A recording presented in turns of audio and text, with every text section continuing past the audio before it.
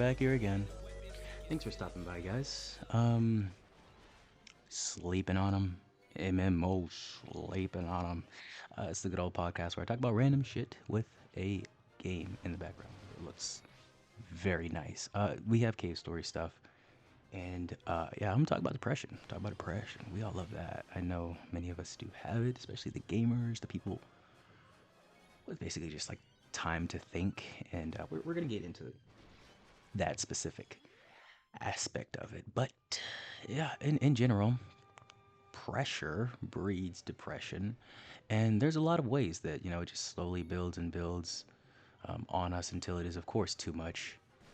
I would say like the main thing with depression and just whatever, hatred born within you, the anguish, the anxiety. Um, the main thing that I've realized with it is it's sort of like, the whole lies of society that they constantly tell us. The toxically positive shit that, as you grow older, you kind of realize that nobody really gets it. you know, nobody really understands what any specific person really needs to hear. They just kind of, they go off their own experiences, which is, what you should do. But you should also just hopefully instill upon people that advice should definitely be taken with a grain of salt. And I think that's kind of what breeds the pressure for me a lot because, I had the privilege of being around successful people and I had the privilege of being around unsuccessful people. And, oftentimes the people who love to give advice aren't the ones who have done the crazy cool things. And then even if you do get it from the people who have gotten there, they usually don't get there in the greatest or I don't know, easily replicatable of ways. If it's easily replicatable of a way, it's probably a little bit dark, a little bit devilish, a little bit deceiving, a little bit sinful, if you will. Who really cares, honestly? If you gotta get it, you gotta get it, right? But in my heart, that's just not me. And there's this sort of dichotomy with people that truly believe they are like that one, to go beyond I don't know, like morals to get the job done or whatever. And it's just I don't know, it's a little annoying, you could say, pressure building, you could say, when it's just so clear to you from the beginning who people are, and it's not like you can just come right out and call out heretics. You kind of just got to set them up in order for them to show their true colors, which does take a minute. You know what I'm saying? You can't beat sin in one day, of course, of course. Um, but yeah, I feel like that is where the pressure builds. So let's get into some examples, guys. The lies that are commonly told among us and through us. The life advice that is taken to the horrible, horrible extremes. I'd say, first of all, everything. There's not a damn thing in the world that does not have an expiration date. It all eventually dies. It all eventually passes. It all eventually just, has to change into something else. Of course, energy is not, destroyed or created, but it has to move, and that's the main thing with depression. I feel like the pressure from it just comes from, not moving, not taking a chance, not moving your state. Sometimes it's just not from it's from not giving up, like or from not giving up, or like you can get depression from not giving up, from moving forward. You know what I'm saying, right? Does this make sense to you? You see, because there are a lot of times in life where we should just like throw in the towel. We should be like, this is not helping me or anyone around me. We should be like, hey, man, it's the healthy thing to do is to just let go, to surrender to it because I've overstayed my welcome. My energy is not needed here anymore. I have to move on to a different thing. And um, yeah, I think in general we miss the aspects of the life cycle of things, and yeah, that's just a common lie that people tell us to sort of convince us to be strong and stuff like that. It's just kind of like the you'll understand when you're older. That's just it's just kind of like you don't know either, so you're just sort of pushing the needle along, but you're sort of just trying to convince you to be strong, and for what reason, man? Um, and you wouldn't think that would make you like depressed, but that does add to the pressure, right? And we all know where the pressure leads, man. It's a slow, a cooking process for most of us. Most of us just don't wake up and think, yeah, the world's not worth it anymore. It's like death by a thousand cuts, man. You get you get burned so many times that you're just like, what is the point anymore? Like I've tried. I feel like I've given my best. Like, should I keep going in this? This is kind of stupid. But you keep going anyways if it makes sense. You change some actions, you move some needles. But if it really doesn't make sense in that state, um, at least for a little bit, you have to stop. You have to give up. You have to move on to the next thing. It doesn't make sense to stay where your energy is not valued, I would definitely say. And yeah, another thing about pressure and depression in general, is the fact that it's kind of relentless in the way that it attacks you. It never really gives up on the fight, if you will, and that's what a lot of people will sort of tell you about it. And the reason why I feel like is because it's sort of like a mind state of progression for us. You see, if you don't get the sadness, if you don't get the anguish, if you don't get the true fear of, I don't know, missing your potential and that pressure, that you really don't build off of anything, right? But a lot of people take this pressure and they sort of think that they're entitled to something just because they worked very very hard at it, and on top of that, people are also convinced that they can kind of do or be anything because of the whole entitlement or babying culture of millennials, or whatever the fuck happened in our school years. But I feel like the participation trophy thing really fucked us over in thinking that I just gotta work hard and then I'm success. I'm like, that's not really, bro. It's not how it works.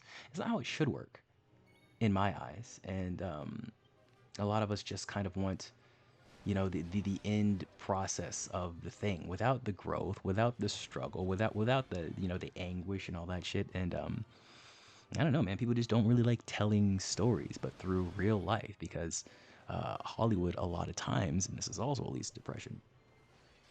A lot of times, Hollywood just fucking lies to us, man. A lot of times about so many things, but especially about the ways in which success is achieved and maintained. It's not a whole movie picturesque ending. And if it is, you're probably like a one hit wonder or some stupid shit. Nobody really looks at the grainy details of the years and years and years of grinding and just absolute silence of radios. You know what I'm saying? And even after that, it's not really an end road of gumdrops and rainbows. But I'm getting a little too in depth into that. But yeah, yeah, the whole you can be anything, and then the follow your passion as well. It can be good to do, or at least find what your purpose is. But you can just have your purpose on the side. It doesn't have to make you money, is what I'm trying to say, guys. There's so many ways to make money. There's so many ways to make money. And also survival is, I don't know. I feel like it's really a gift of how stupidly easy it is nowadays, that we have to just kind of stick a sex. I don't know what I was trying to say there. Take a step back. Take a step back and realize that they're trying to, feed off of an artificial sense of lack within us. I'd say if you got a roof over your head and food to eat, you're fine. I know it sucks that we'll never own anything, but it's sort of like it's lighting an invisible fire under your ass. But if you actually sit down, you realize this fire is very cold. Like it, I I feel like a lot of us really aren't even looking towards the next generation because of some things like this, and it's very bad. Like the love is truly gone because of the pressure, man, and that really is what leads to depression, I think, man. All of us feel like an immense weight, like there is zero hope for the next generation, and I felt this first about 2018, 2019, when I was over there trying to create a creative path for the next generation of weirdos and goofs and gaffs. Trying to be like a little odd future too, basically. And I was saying some crazy things. I was being a rambunctious leader without even really trying to be a leader. I remember we had our one and only music meeting, um, at my little shack, my upstairs. What do you even call that? Studio apartment, yeah. And I just remember that one line that I said that everybody just immediately backpedaled on 110%. They were like, What? Huh? I was like, yeah, we're only playing our music. Only our music right now, from now on, in this room. Blah, blah, I was going crazy. I was like, we're only playing our music. That's it. It's just us. This is blah, blah, blah, And I realized I wasn't crazy. I just wasn't with the right people. And there's not a lot of hope for sort of, I don't know, a revolutionary like this. And I have to realize that this is kind of just what I want to do. I don't really care if it's ever going to make me money, being real. And, although monetization is kind of a goal, well, we're calling out creators now. And I feel like I probably use this wrong, so I'll probably use it again. But I do love my purpose driven crew. Amazing videos, amazing videos. I didn't join the group or anything because, of course, you guys know I'm terrible with groups. But I tried his AI for free. It's very AI that you just ask, like, hey, I want to make a goal in this, and you put the thing in, and it basically just gave me like it gave me a bunch of normie shit to do. I'm not even gonna lie. Gave me a bunch of normie shit to do to reach the metric of 500 subscribers in like 3 months. And I was like, I don't want to change all my SEOs and go to vidIQ and then find out what the trending topics are and then compare those. Like, I just want to fucking get on the mic and yap. And there are some things that I did take from it, of course, but and then I realized as well. I have family supporting me. I'm already kind of crashing out from dealing with other people's pain as well. So I just I'm on the right path. I have to realize that, what I've said in this very playlist with the whole distracted discipline thing. I can't. I'm not the person, to take this shit too seriously. And I feel like if I do that, it would kind of ruin it in the first place. Because I'm trying to just do this to understand myself. I still don't understand why I even fucking like music in the first place, guys. I don't get it. But I would say if I had to describe it to you, you know that feeling like when you're at the bar and you're drinking and you're kind of sort of getting tipsy and into it, but you're still like vibing and you just feel like you're on top of the world and you're just like, yeah, it's like I'm just like I got sunglasses at night. It's like I get that basically every time I listen to a song, like if it's good. And I don't really not like a lot of music. Like even bad music, I find merit in it. I feel like I'm one of those movie critics that's just like, yeah, let's watch some bad movies or something. But yeah. And what's crazy about it is like the more I listen to songs and music, um, and like voices even too, it's like the more I just start to love sounds more. So I have been working on just sort of not blasting my headphones though, because I realize that's probably gonna cause me to lose hearing pretty soon here, as I am nearing the big 3-0, the unk status, if you will.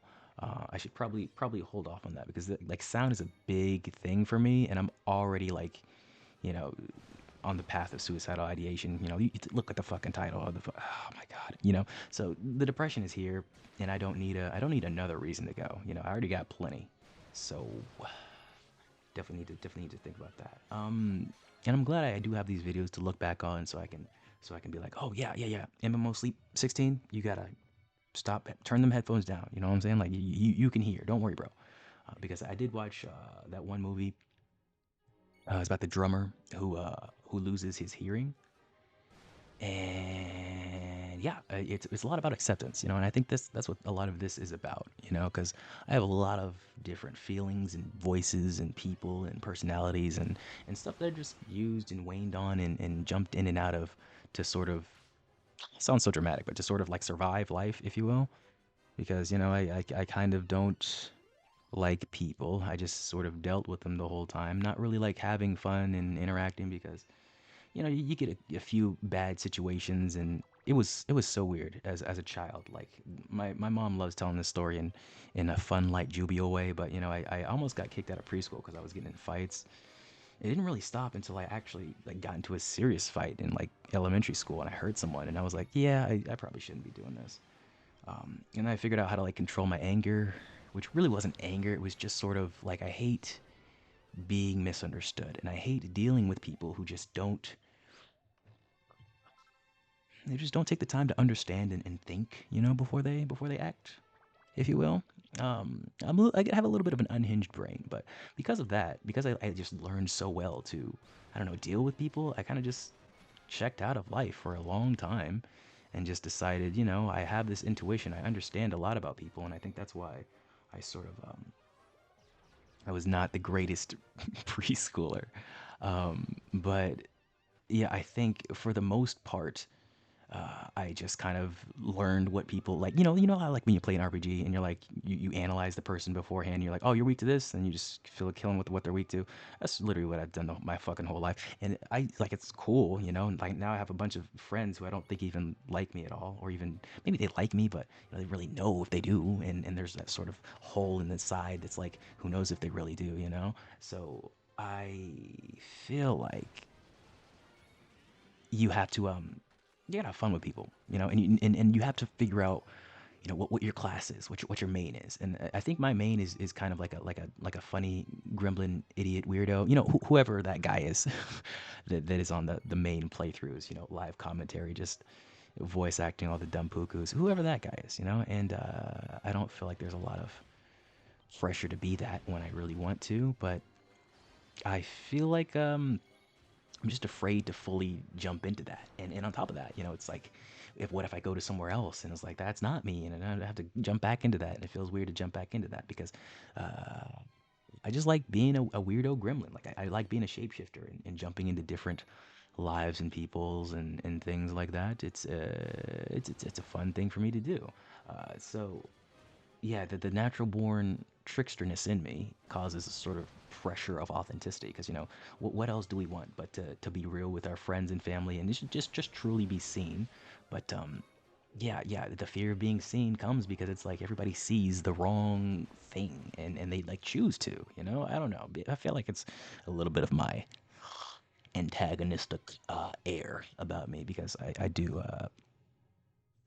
look attractive. I don't want to brag, guys, but yeah, I don't know. People definitely try to just down me automatically, and I think it is the confidence that comes from just being able to learn and analyze people very quickly, and then I automatically try to give them what they want, and usually if they're not like automatically trying to be competitive or getting against me or whatever, which just doesn't happen with every guy, but it commonly does. If they're not, then automatic friend basically, and it's just recently that I discovered that yeah, it doesn't really aid people to just give them victories constantly. Just keep patting them on the back. It's like if you're training a dog, you can't just give it treats all the time. And that's kind of what I was doing with people. And I'm not saying you gotta treat people like dogs or something, but like it's just you got to teach people how to treat you. And I definitely was not doing that. I was just like, treat me however. I'm just gonna give you good, loving energy no matter what. And I just think, man, it leads you to a space where you just kind of have to check out in a really awkward and random kind of way, and because you don't want to give you don't want to give either kind of implication. You don't want to give the implication that I had to get out because of some sort of evil or crazy implication that pressurized my depression, or you don't want to give out the sort of implication that your pressure is my pressure is your depression. You just want to recalibrate, align, and actually know where you want to be, where you want to stand, if you will.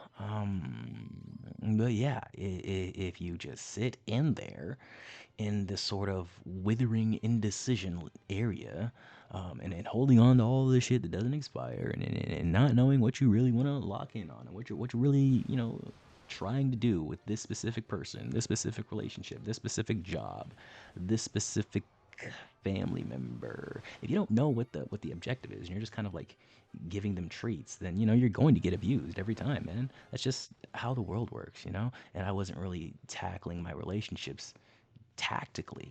And for some people that might work, but like I said, Koopa's hot. Koopa is sexy. Koopa is tall. Koopa is lean. And I gotta know and understand that having all these traits just makes me more responsible for myself and for those around me because it doesn't just hurt me if somebody abuses me. It hurts the person who abused me for their future relationships. That fucks up all of them. Of course, it just fucks up a lot of things along the butterfly effect, which I have to personally adhere to because at this point, I know it might sound depressing, guys, but at this point, I really don't care about my life at all. Really, I'm just kind of waiting.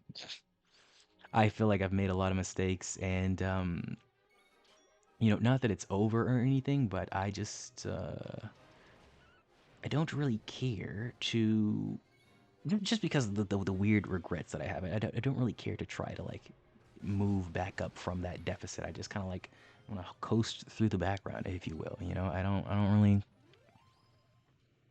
because I always hate the act of, oh look, it's time to bounce back or whatever. You know what I'm saying? It's like, but what if we want to bounce a completely different way, right?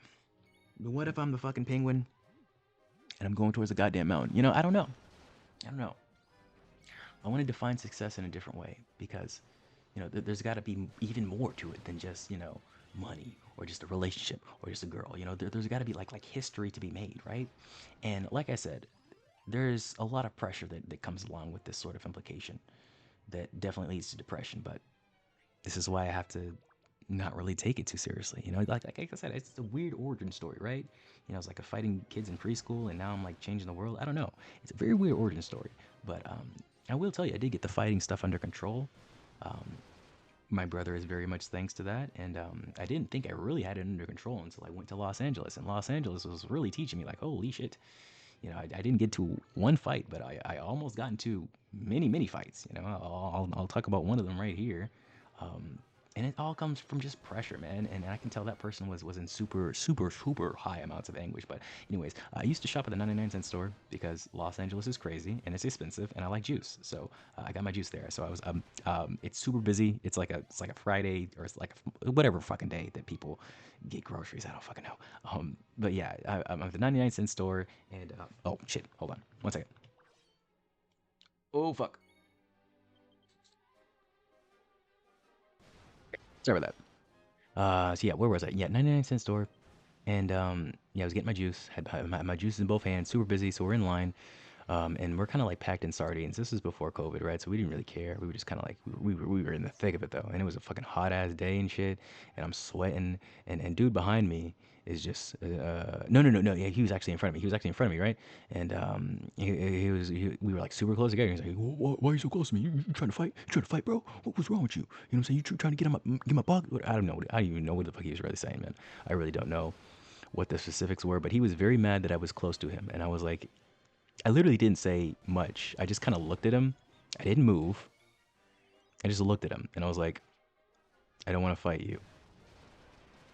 And I just kind of looked him up and down, and I was very mad. I was very sweaty, and I was just like, I could just take one of these jugs, and I could beat him over the head with it, and he would shut the fuck up, and it would be a very good time right now. But then I realized, like, I really want this juice, And I was thinking, like, dang, these fucking workers are gonna have to clean all that fucking juice up, and I'm gonna have to walk all the way over there and get another juice. And so I'm just looking at him, just thinking all this shit. I'm just staring at him, and he eventually just stops whatever he's saying, and he just moves out of line, and he was in front of me, so it was weird. But I got out of there quicker. I wasn't mad. And you see, I'm thinking, it was multiple times like this, and I'm thinking like, if in a different time, in a different life, if I didn't go through, I don't know, the sort of anguish of people being annoying like that in preschool, in training mode essentially, and I just acted on those stupid things because I did some. I'm not gonna go into it, but it was literally like my mom loves to tell this story when I came home from preschool one day, and I was like, it was a good day. I didn't have to hit anybody, and I'm like, oh my gosh. Like, looking back on it, that is something that young me would say, but it's so funny. It's so funny. That I'm really not that angry of a person now. But I feel like that is what builds the pressure. It all comes from what we are in childhood. And that guy is still there. There's still a lot of anger. There's still a lot of anguish. There's still a lot of fear, of other people and their misunderstandings, because that's really all it stems from. That's what that exact situation in LA was from. He didn't know why I was standing so close to him. It's because I don't know who was behind me. It's probably like some old lady or someone behind me that I didn't really want to be around, or maybe somebody stunk that was behind me or whatever. But it's like, like, it's just a misunderstanding. I'm not standing close to you because I want to like slurp your butt juice or something, bro. Like, you're just fine. But also he could have just been angry. He could have just been annoyed about his day. LA is a shit place. The outside of the 99-cent store is an absolute shit show, because this is the one in downtown near the park. So yeah, it's kind of crazy out there too. So he could have been working outside or whatever. He could have, so many factors that go into that. But yeah, not definitely not the only time that weird shit has happened to me in LA. And it's not like It's not like I regret growing there or going there or showing there or owing things to there. But I'm very glad I left. I'm very glad I left. I was watching a wonderful Truth Tiger video about the wonderful Hollywood things going on, and yeah, like I said, this intuitive power, I just kind of naturally used it when I was over there, and woo, wee, did I see a lot of darkness. I did, and I saw so much darkness that I was like, nah, it's not right. That's not true. Don't worry, bro. Just ignore it. That's not really true. And that's partly because I really wanted to be an actor. I really wanted to have a show, to be a performer. And it was sort of kind of related to music back then, but I wanted it because not only was I pretty good at it, but I just wanted to allow my family to rest. I have probably one of the hardest working families that I've, you know, ever been a part of. That was so lame. But I really don't see too many people who just embody the power of effort, and calculated discipline. And I really respect that. But also, it's like, there comes a time where you just kind of gotta relax, if you will. And that sort of power has been instilled upon me. You guys know it, you see it. But I'm learning more and more that it's more of the human experience for us, like we're naturally all pretty happy, pretty jubilant. And it's kind of like how the white women, the liberals, have to sort of delve into social justice issues to get the human experience. It's like we have to delve into hard work and effort and causing ourselves pain and suffering intentionally to get the human experience, because I really feel like most of my life I'm just like I think I said this last episode, like I'm just a happy, light, chill individual. It's only when I take on others pain that I'm really like, ooh, and which is why I'm so glad I've learned that while being by myself, not having a job for a long time, and just kind of delving in myself and their own internet culture. I realized that, man, especially when it's so funny. It's like I don't understand why I'm so sad after I just watched a super sad streamer cry about something, and now I feel horrible. Um, and yeah, I now realize that I have a really good alchemic property to me, that I just don't have to use all the time. Like, thank God, it's my fucking choice. Thank God, because it's hard work, hard work to do anything. It all expires eventually too. So I don't know how long this is really gonna stay with me. But just knowing that I have that, and knowing that I can spread that, but I can just hold it for myself and be like, let me just cut off a couple communication things because this is clearly not helping me.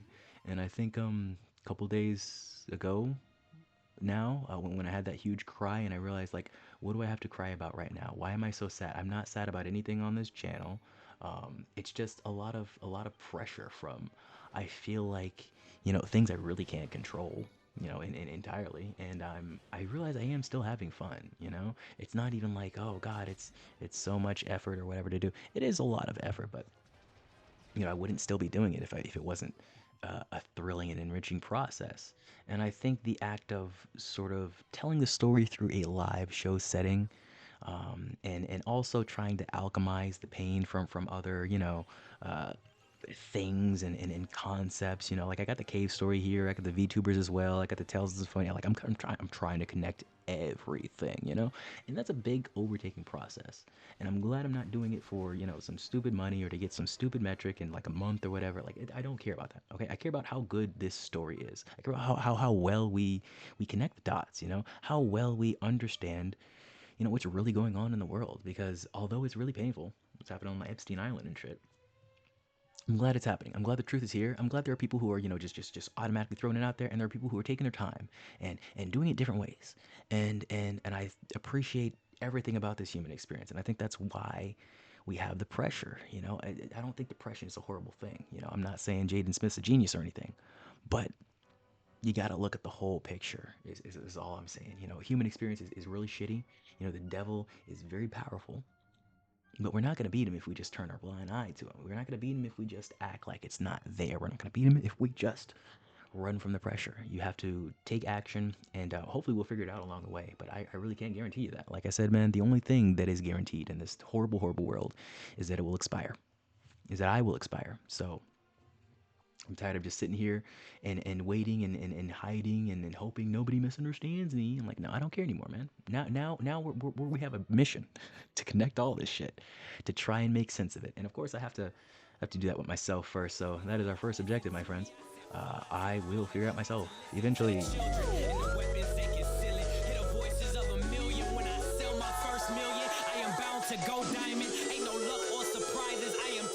on an island.